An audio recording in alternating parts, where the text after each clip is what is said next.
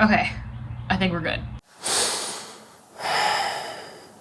Okay, let's try this. Hi, my name is Jamilah, if you are new to this channel, and I am still recording this on my phone. Also, my thumbnail, she's just not staying on, so we're still in the middle of the hot mess express, okay? Today, though, I wanted to do a 6-month recap of all the books that I've read so far this year. It's a good halfway point in the year. I'm excited for the rest of the year. I hopefully will be reading better books, but I wanted to share the 14 books that I have read so far this year, as well as the 2 books that I'm currently reading. If you're ever curious about what books I'm reading or how I rate them before I do that end of the year video or whatever the case may be, definitely check me out on Storygraph. Yeah, we don't use Goodreads here. I like Storygraph in comparison to Goodreads because Goodreads is owned by Jeff Bezos, so that's an automatic boo. And Storygraph is independently owned by a Black woman. That's all I have to say. And the beautiful thing, this is not sponsored. It might sound like super sponsored, but we all know I'm not qualified to be sponsored. Beautiful thing about Storygraph too is if you want to make that switch over and support just a better business, your Goodreads data will transfer over to Storygraph. So if you want to check it out and take that leap, I will have the link to Storygraph in the description of this video, as well as just my personal account. It's literally Simply Jamilah. So without further ado, let's talk about the books that I have read so far this year, just giving very brief opinions and overviews. Of course, most of them are romance, and a lot of them, because of just the situation that I have been trying to kind of bounce back from for the past few months, I don't have all the books physically with me. I'm looking at the list, and a few of them are in my storage unit, so I'll just have a picture of them on the screen, maybe to cover up this. Oh, I was gonna say this junk, and Clover literally got up. I meant this junk. You're not junk, are you?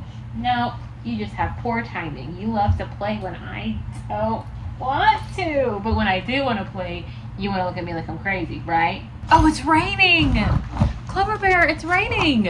So the first book I have is Once More with Feeling by Alyssa Sussman. We all know how much I love Funny You Should Ask by Alyssa Sussman. Can't say the same about this one. I will say, and this might be a crazy thing to say, but this is the first romance book ever that I've read where they use lube, and that, something about it just felt very real to me. Shout out to Alyssa for that. But also, this gave the same format almost as the last book, Funny You Should Ask, where we're bouncing back and forth. This one just did it a lot more frequently, whereas Funny You Should Ask did it by day. This one just kind of did it based off of the moment. This is our first romance. It's about a girl named, or a woman, she's not a girl, she's a woman, named Kathleen Rosenberg. And she basically gets a second shot at stardom, or at least at accomplishing her dream, which is wanting to be on Broadway. And she gets that through this guy named Cal Kirby, who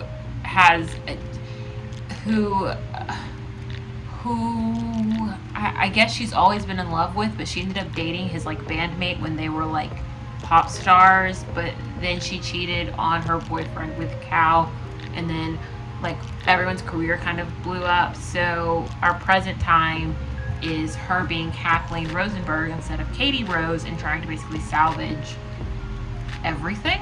On the opposite hand, the first book that I've read this year that was a romance that I absolutely loved, it's one of 2 5-star reads that I gave as far as this year goes on Storygraph, and that is Only and Forever by Chloe Leese. I don't have the physical book with me because I loved it so much, and I read it and I packed it up. Hopefully the roaches did not get to it. It is such a fantastic story. I talked about it in a haul video that I did, where she is her name's Delilah. She is our diabetes representation. Vigo is our romance lover. They are just such a cute story. They are the last book of the Bergman Brothers series. I have not read any other books in the Bergman Brothers series. I don't know what's louder, me or the rain. Hopefully it's me, but if it's not me, then that's just, whatever. It is what it is. Speaking of me reading the last book in a series, next up we have Rewind It Back by Liz Tomford. I have never read any book by Liz Tomford, but this is apparently the last book in her Windy City series. And after reading this, I kind of want to read the other ones now. This was so freaking good.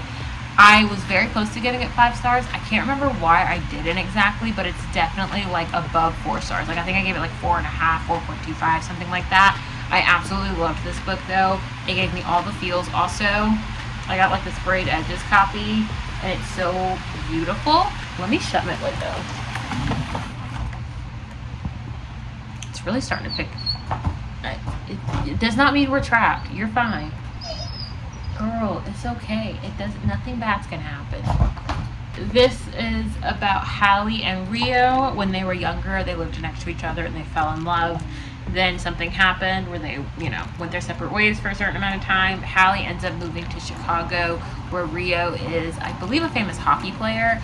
And then they end up moving next door to each other again. And of course, as our cute little love stories go, they fell in love all over again. Honestly, it'd be so nice if I had like a candle. Oh, I do. Then I read Powerless by Lauren Roberts. I'm really disappointed. I was so excited about reading this book. It was a book that we read in one of the book clubs that I'm in, and we read it in February, and I was so excited. This is slowly turning into just an accidentally very chaotic video. And am I going to refilm it? No. I was really excited about reading it. I heard nothing but good things on Book Talk before I completely quit TikTok, because fun fact, I don't have that anymore. And I am thoroughly disappointed. So I'm not going to read the second one, not going to read the novella, not going to read the third one. I'm completely done. It got so annoying. Like, the vocabulary, as far as just like how it's written, is so like repetitive and redundant. We talked about in book club how there's like threes, like a group of threes kind of theming throughout the book as far as like the way it's written, and it was just a lot. Like, I could not handle it, and the more I read, the more I felt like I was losing brain cells.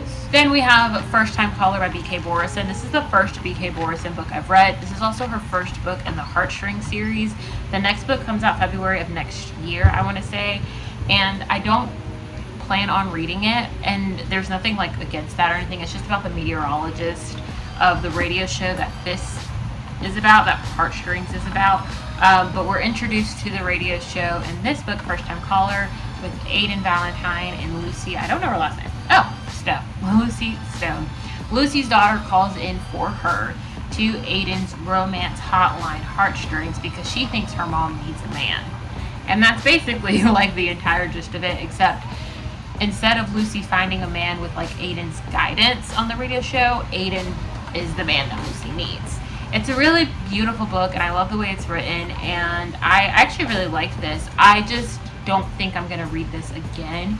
It didn't capture me enough to where I'd read it again, as opposed to like rewind it back. I want to read about Hallie and Rio right now again.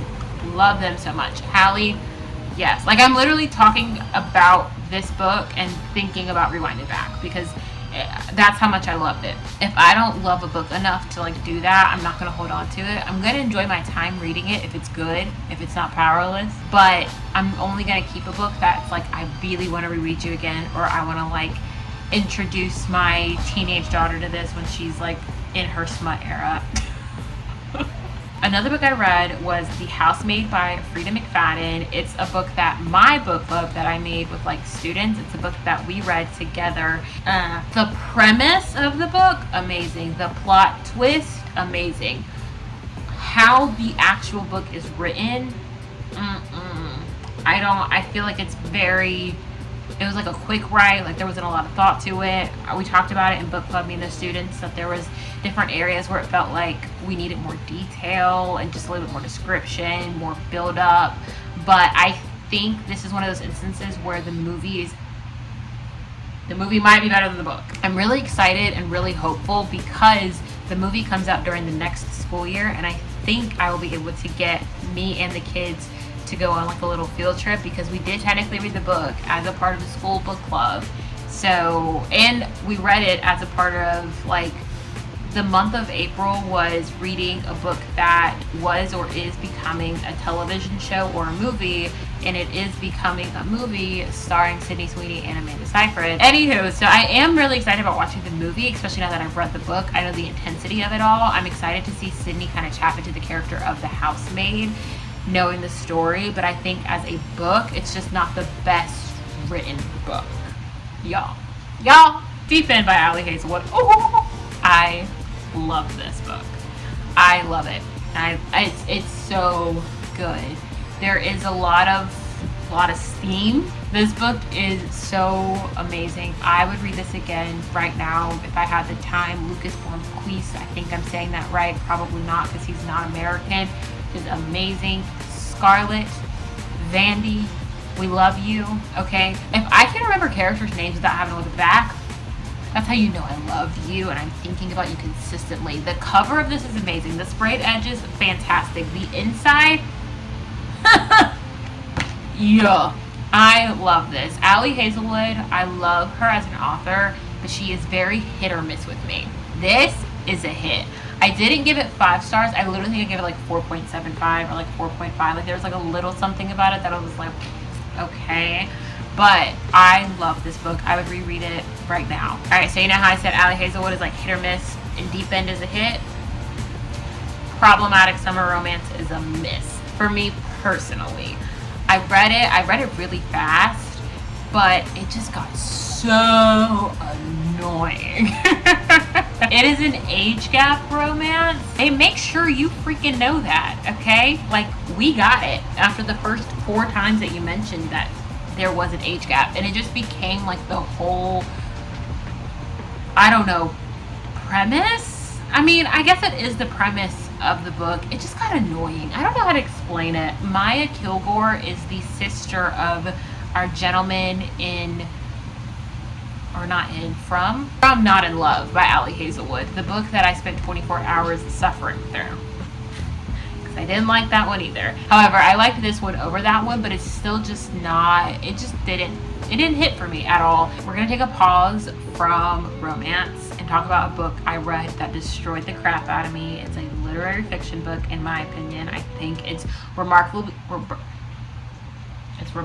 It is Remarkably Bright Creatures by Shelby Van Pelt. You want to talk about destruction? You want to talk about crying behind the wheel of your car as you listen to the audiobook? That's what this was. So good. I think I gave it like 4 stars, 4.25.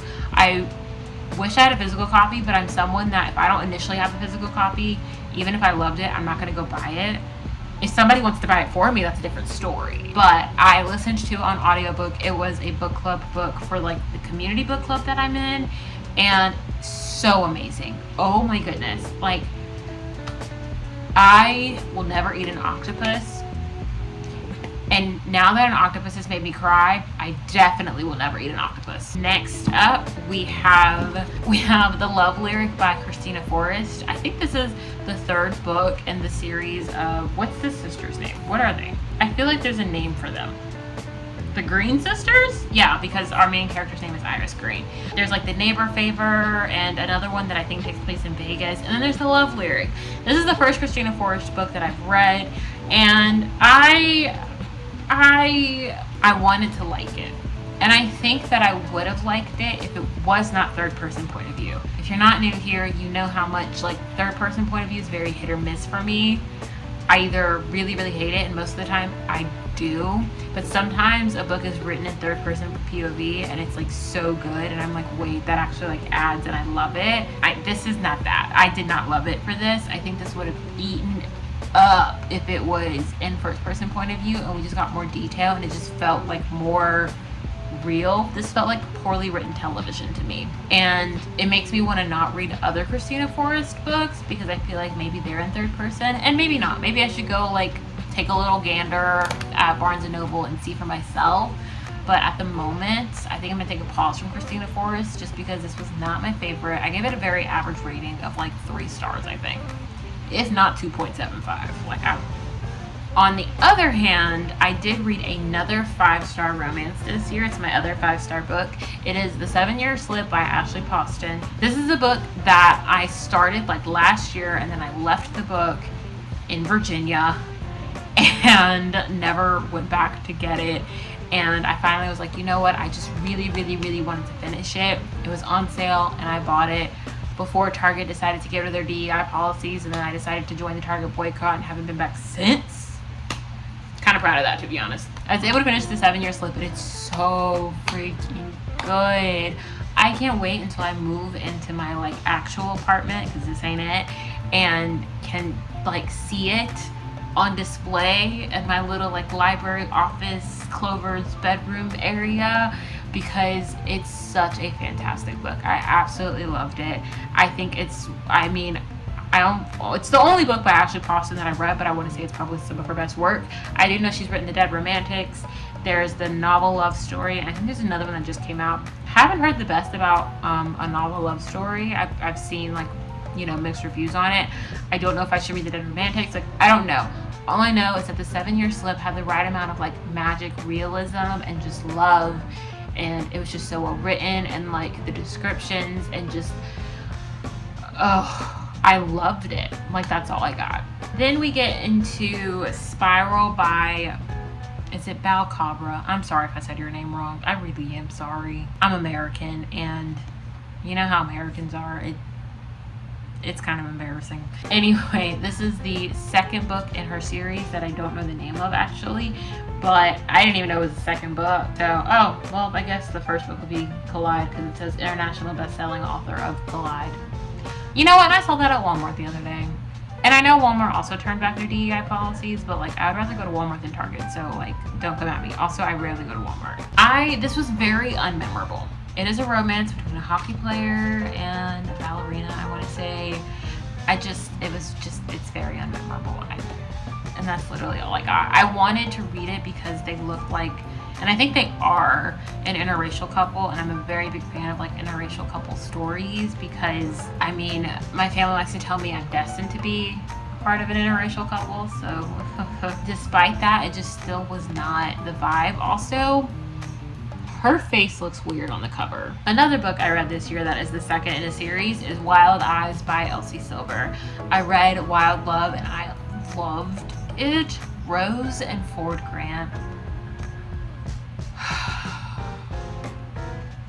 They hold a special place in my heart. I was very excited about reading about Rose's brother Weston. However, he falls in love with a pop singer named Skylar, and I think that kind of messed me up and kind of turned me off to it. Elsie Silver, if there's anything I've learned from reading Wild Love and Wild Eyes, this girl, fantastic author. But I think just like this specific trope I'm not vibing with. There is another book already published in the Rose Hill series. It's the green one. I don't remember the name of it. And there's a purple one coming out soon if it hasn't already come out.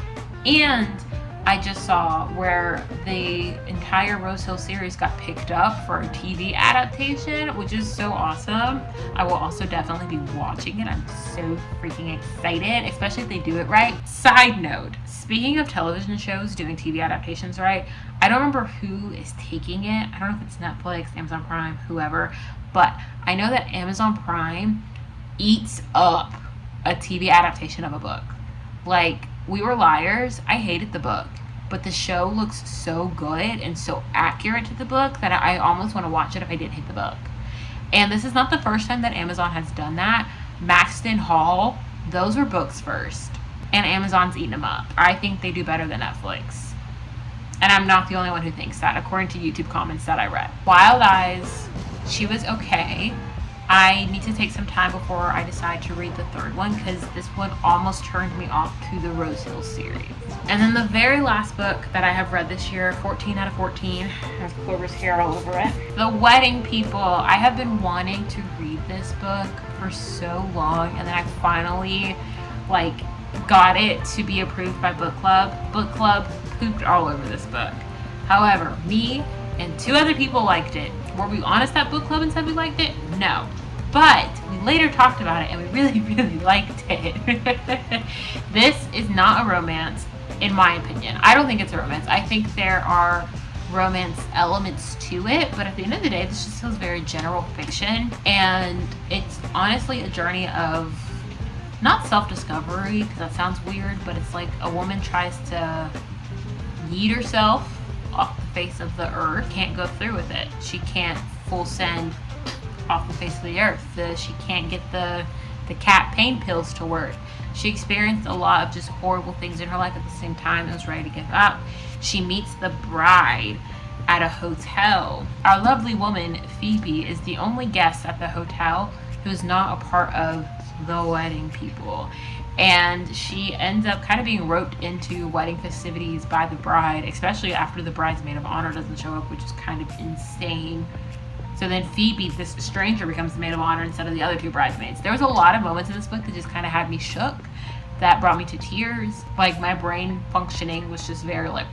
But I really, really liked this book, and I'm happy that I was able to convince other women in my community to read it, whether they hated it or not. I will say, I think I'm done recommending things for that specific book club, but if I wasn't, I really want us to read the favorites. However, I think my time is up. Those are the 14 books that I've finished this year. There are 2 books that I'm currently finishing and reading, and fun fact, shockingly enough, neither one of them is like fiction or romance or anything like that. So the first one that I'm finishing is The Body Keeps Its Score. This is a book that I've talked about several times on this channel. It's actually a January book club book between me and my close friend in Tennessee. And I think our book club, not in a bad way, and it's not dead. I was gonna say that it died. It didn't die. It's just, she's in school, I'm about to be in school, and I was homeless. Like, a lot of things kind of took priority over us talking about a book. But I do think once she gets where she wants to be career-wise, and I kind of find my way out of like being done with school and being done with working 2 jobs and all of that jazz, we can kind of pick the book club back up as far as me and her goes. But this is our January book club book, and I thought that I was good to like talk about it in the event that I'm able to go to Tennessee in July. Turns out I never finished it. So I'm actively working to finish it, hopefully before mid-July. I'm officially done with like the school for the next month. There's a whole video with me talking about being a librarian coming, because trust, I got a lot to get off my chest in that regard, okay? Speaking of being a librarian, I took this book from our school. I checked it out to myself. It is Loud by Drew, our favorite TikToker who attacks misogynists. This book is slightly over 200 pages. It's a super easy read. I'm on page 77 right now, and I'm probably gonna finish it by this end of this weekend. It's such an easy read. Also, my bookmark. Isn't that cute? My friend made it based off a picture. It's very interesting because I don't know how to describe it, and based off of like the prologue in this book, I don't think Drew really knows how to describe this book, because it gives memoir energy, but it also gives like self-help energy, but it's also very much so destroy the patriarchy. It's a lot. And honestly, you can make a drinking game out of the times that she uses the word patriarchy and misogynist or misogynistic, because it's like every freaking page. I can tell you right now, it's not a bad book whatsoever, but it's also not a 5-star read from me specifically. However, it is getting me back into that like I'm very nosy and love memoirs bag. So I'm excited to read Thicker Than Water by Kerry Washington after I finish this one. If you stay into this point of the video, you are absolutely insane, but I love you for it. Thank you for bearing with me through the chaos that is this video. I'm really happy that I was just able to sit and talk about books that I've been reading. I love books and I love to read, and I can't wait to get back to it. I'm just so excited for what the second part of this year has in store as far as books and reading, and you know, life is gonna life no matter what happens. Hopefully it takes it a little bit easier on me, because we did have an interesting start, but I am also American, so like who knows. I really don't want to claim to be American, but like my ancestors were brought here on a boat. I don't know my place in the world, all of that jazz. Okay, I need to go take a nap, enjoy the last little bit of moisture that's in the air, the coolness. At this point, I'm still talking, and I don't know why. I need to just record a podcast episode at this point, which I also haven't done in a month. You know what? What am I still doing here? Okay, bye.